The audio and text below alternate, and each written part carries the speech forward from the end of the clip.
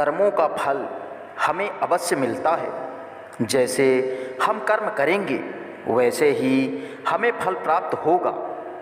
आधुनिकता के इस दौर में आप सभी इस सत्य को मत भूलना।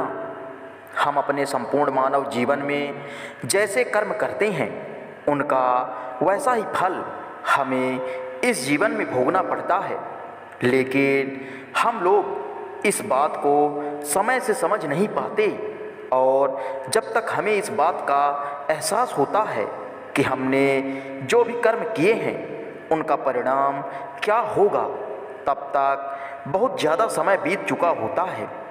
दोस्तों, इस वीडियो में हम आपको बताएंगे कि कर्म कितने प्रकार के होते हैं। दोस्तों, अगर आप हमारे चैनल में पहली बार आए हैं तो आपसे अनुरोध है कि कृपया हमारे चैनल को सब्सक्राइब जरूर करें।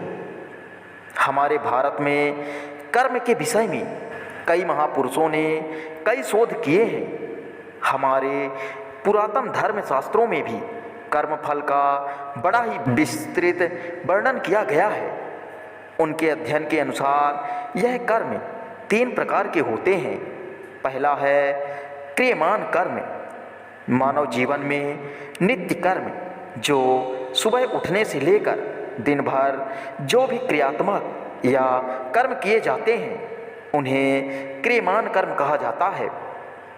इन कर्मों के करने से मानव जीवन गतिमान रहता है, क्योंकि मुर्दा या निर्जीव वस्तुएं कर्म करने में समर्थ नहीं होती हैं।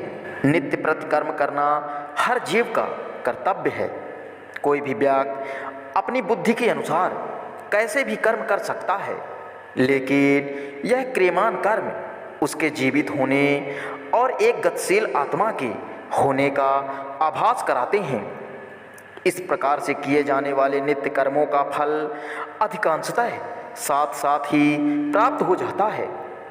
इन कर्मों को करने के लिए आपको अतिरिक्त शक्ति का प्रयोग नहीं करना पड़ता। जैसे कि दिन भर की थकान के बाद आपको नींद स्वतः ही आ जाएगी और थकान उतर जाने पर स्वयं ही उठ जाएंगे। किंतु यदि आप आलस्य को धारण कर लेंगे तो आपका यह कर्म आपको जीवन की गति से दूर ले जाएगा और इसके दुष्परिणाम भी आपको भुगतने पड़ेंगे। इस प्रकार से किए जाने वाले कर्म क्रियमान कर्म कहलाते हैं। दूसरा कर्म संचित कर्म होता है। दोस्तों, यह बात तो सत्य है कि आपको कर्म तो करने ही पड़ेंगे। कुछ कर्म ऐसे भी होते हैं जिन्हें हम करते तो हैं, लेकिन हमें उस समय यह ज्ञात नहीं हो पाता है कि इन कर्मों का परिणाम क्या होगा।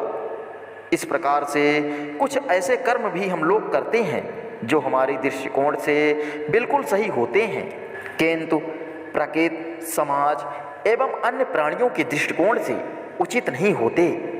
कई बार हम सोचते हैं कि जो हमने कर्म किए हैं उसका परिणाम अच्छा ही होगा, परंतु कई बार ऐसा नहीं होता है और हमें कर्म करने की सोच में परिवर्तन लाना ही पड़ता है।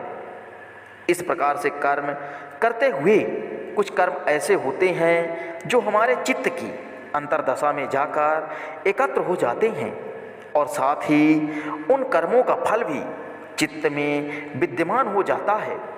जब तक हमें इन कर्मों का फल प्राप्त नहीं हो जाता, यह कर्म हमारे चित्त में समाहित रहते हैं। इस प्रकार के कर्मों को संचित कर्म अर्थात संचय कर रखे गए कर्म कहा जाता है। तीसरा कर्म है प्रारब्ध कर्म। जब हमारे कर्म हमें उस दिशा की ओर ले जाते हैं जहाँ हमारे कर्म पूर्ण रूप से फल देने को परिपक्व हो चुके होते हैं, तब ही हमें इन कर्मों का फल मिलता है। इस प्रकार के कर्मों को प्रारब्ध कर्म कहा जाता है। इस प्रकार के कर्म हमारे अंतर्मन में लंबे समय तक समाहित रहते हैं। यह कर्म कई सालों या कई जन्मों तक हमारे भीतर, हमारी आत्मा में विद्यमान रह सकते हैं। इन कर्मों में अच्छे एवं बुरे दोनों प्रकार के कर्मों का समूह होता है और इसी के आधार पर हमें फल प्राप्त होता है। दोस्तों, आज की वीडियो में बस इतना ही।